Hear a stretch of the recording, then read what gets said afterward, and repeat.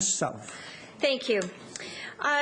The Lyme disease file is a file that I took over when I became the MLA in Saanich South from former MLA for Saanich South, David Cubberley. It's a file that he was very passionate about. Thanks, Honourable Chair, and with apologies to the member, yesterday I indicated to one of her colleagues that we would try to get some information on an unrelated matter, and if I could just take it before I forget, read that information into the record. It was the member's colleague, the member for, is it Maple Ridge? Maple Ridge, Sather? Ridge Meadows? Maple Ridge Meadows. And the question related to the Ridge Meadows Hospital, and actually it's something I think the member for Kootenay West was also interested in, and that is wait times for patients requiring residential care. So the data, and hopefully the member will discover this in the Hansard. In the last 30 days, the average placement waiting time from Ridge Meadows Hospital into residential care was about 13 days. In the previous 180 days, the average placement waiting time from Ridge Meadows Hospital into residential care was just over 17 days. So I'll endeavour to get that information to the member, but it's now on the record, and move on to the questions that the honourable member and the issue the honourable member has raised.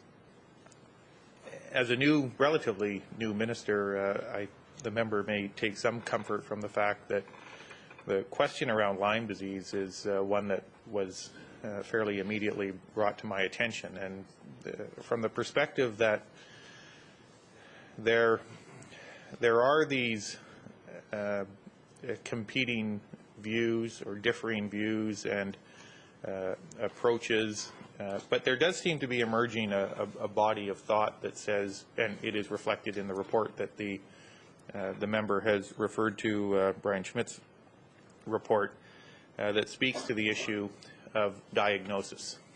Now, I'm not a physician, and to my knowledge, the member's not either. So we rely on the kinds of reports that are presented to educate us. Lyme disease is a debilitating chronic ailment, and there does seem to be an evolving view about the degree to which it is being diagnosed, how it is being diagnosed, and to what extent physicians are applying best practices or need to apply best practices to consider and assess whether or not a patient is suffering. In essence, Mr. Schmidt seems to be recommending, based on my recollection of the, in fairness, summary of the report that I saw, that there needs to be some fairly extensive further research into both chronic Lyme disease and the diagnosis. And that is a proposition that I'm happy to tell the government that I, as a new minister, accept, and that the government accepts. I can't and won't pretend to be in a position today to go through recommendation by recommendation. I'll answer if the member has questions around specific recommendations as best I can, but I'm not in a position today to refer to one by one to those recommendations. But the important point that I think is emerging from the academic material is that perhaps more people than historically has thought to be the case suffer from this disease, and that we may need to take some steps, and the profession of medicine may need to take some steps to better diagnose when Lyme disease is actually the cause of ailments, cause of symptoms that patients are suffering from. Member. Thank you for that answer, Minister. One of the things that's most misunderstood about Lyme disease is that it gets into the category of chronic. and it's described as a chronic illness when really it only becomes chronic if it's not diagnosed and treated in the early stages. It doesn't have to become chronic at all. In a typical year, BC confirms fewer than 10 cases of Lyme disease in a province which is largely endemic for the disease. Yet we know from the doctor's survey done by the CDC, partial results of which were obtained under FOI in that 2008, 148 doctors clinically diagnosed 221 cases of Lyme disease. In any given year, 2,500 to 3,000 step 1 tests are done, from which fewer than 10 cases are ultimately confirmed with Lyme disease. The tests hardly ever find Lyme, but when doctors who recognize symptom patterns, like bullseye rashes, do, and when they see that, they treat that immediately, and most of it's cleared up. The problem is, as Dr. Schmidt noted, doctors who rely on faulty testing won't find and therefore don't treat it immediately. It means that most people getting Lyme in BC go on to develop chronic Lyme disease, which is debilitating, causing intense suffering, leaves people unable to work, and it can kill them. Dr. Schmidt notes that under the restrictive guidelines in place today, BC doctors do not believe that they're allowed to prescribe longer courses of antibiotic therapy for chronic Lyme, which is the only treatment currently known to resolve the symptoms.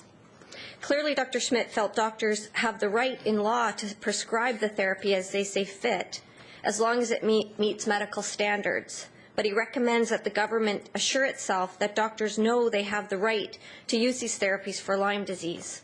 So my question, does this government believe that qualified GPs should be allowed to prescribe antibiotics for chronic disease? And if so, what are its plans to advise them?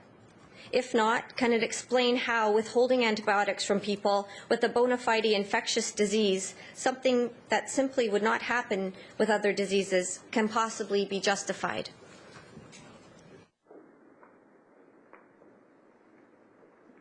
Honourable Chair, and to the member, I wanted to take a bit of time because we're obviously dealing with an area where there are some differing views amongst clinicians, and probably my answer will in part reflect a little bit of the frustration that derives, I'm sure, for the member and for those who are charged with implementing health policy and practices when those differences exist. The good news is the government, to the member's the second point, the government recognizes that we're probably in a position where we want to get some reliable information and data of our own, which is why the $2 million has been allocated to fund the diagnosis study. I'm just now advised that interviews are taking place relating to the appointment of a professional trained individual to oversee that project, so it will begin in short order. Again, I hope the member derives some measure of comfort from this acknowledgement. I and the government and the ministry are satisfied that there are people whose Lyme disease was not diagnosed or treated, and they went on to have real longer-term chronic complications. Having said that, I must also indicate that there are other patients that professionals and clinicians believe are suffering from chronic symptoms that they might wish to assign to Lyme disease, but some physicians believe that is not the case. So that controversy amongst clinicians persists. The Centre for Disease Control has, over the last few years, stepped up, because I think the member asked about this too, has stepped up the activities around informing physicians about the need to be vigilant in considering the possibility of Lyme disease. So that information goes out, urging them to adopt best practices. It seems to me, from the time I have had over the last number of weeks to familiarize myself with the details of this, part of what is presenting the challenge right now is there seems to be some uncertainty or debate about what those best practices on the diagnostic side actually are. I am hopeful, and we are hopeful, that the steps we are taking here in British Columbia through the investment of the $2 million for the study will add to the body of evidence that will help resolve that. But I hope the member will take from the conversation we're having today that there's no attempt on my part or the ministry's or the government's part to diminish the fact that there is an issue here, and it derives in part from a need to acquire a better understanding of, if not the disease, then the best means to diagnose whether or not the disease. To the member, I guess the first point I'd make is that the BC Centre for Disease Control, and in fairness, has taken some enhanced steps to encourage healthcare providers to consider the diagnosis of Lyme disease where signs and symptoms appear, and amongst people who have a history, for example, of tick bites, again, that being one of the indicia, or people that have traveled to areas where Lyme disease is known to proliferate. But the other point that the member makes, and I'm actually appreciative of it, and that is where we have in British Columbia, where our clinicians, our medical professionals have applied themselves in a concerted way to research and the development of science and best practices, we've got a pretty good record, and that is our hope. That is our hope, and it lies at the heart of the investment that the government is making on behalf of British Columbians to, through the research that will be conducted, ascertain whether or not here in BC we can resolve some of those differences that exist and develop an approach, a diagnostic approach that serves patients better than is perhaps presently the case. So that remains the objective. And over the course of the next few years, I'm sure the member and many others will be tracking to see the progress we make on that front. Member. Thank you. I appreciate that. This will be my final question. We will be tracking that progress, and I think it's really important, and I'm encouraged by that. But in the meantime, we have a situation where the diagnosis may not be happening, but when it does, we're still looking at a misunderstanding on the regimen for treatment. So the course of antibiotics that is able to be prescribed for a suspected Lyme disease is not long enough. In fact, acne sufferers can have a longer course of antibiotic treatment. So in the meantime, I guess I'm trying to appeal to the minister's economic sense, because this is actually, if you nip it in the bud, it's more cost effective for government to treat it immediately. I'm appealing to his common sense, and I'm also trying to appeal to his empathy that the treatment option right now is not good enough. And if we could just clarify that to physicians who are diagnosing Lyme disease, it would be a huge step forward while we wait for the proper type of diagnosis to happen.